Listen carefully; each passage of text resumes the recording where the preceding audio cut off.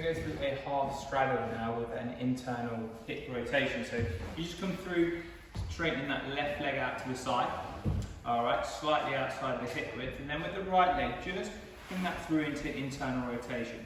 And just tuck that back into an element of extension until that feels, sort of making sure it feels relatively comfortable in there. So you can just feel that opening out that hip.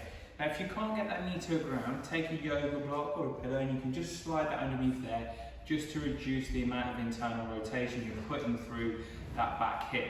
Now from here, I want you to draw your toes in towards your chest and then just align the centre of your chest sort of with the centre of your shin.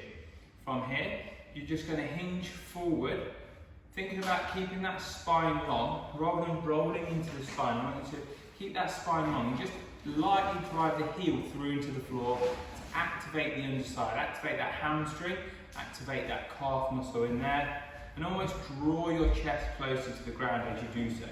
So it's nothing too intense, it's about 4 to 5 out of 10. Have those hands either side and we're just supporting in here. Once you've settled into that position, just focus on then paying attention to your breathing, and again just regulate that in a nice relaxing manner through there.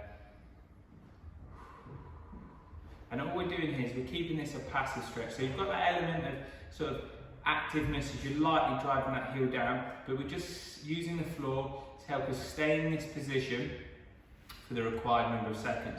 So if we're saying this is going to be a 2-minute stretch, we're going to hold it, and as we go through those 2 minutes, you'll find that the sort of hamstring, the calf will start to reduce a little bit. Even the tension in this back hip will reduce, and you can just load that chest that little bit further forward and start to feel a little bit more of a deeper stretch through that hamstring.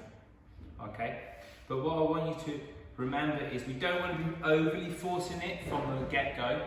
We want to increase the intensity or increase sort of the amount we're folding into that stretch over the 2 minutes. If we go into it straight from the off, what's going to happen is we're not going to be able to hold it for the required number of seconds.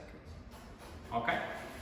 Once you've finished on that left side, then just switch the legs round, hit that internal rotation on that opposite side, and we go through the whole process again.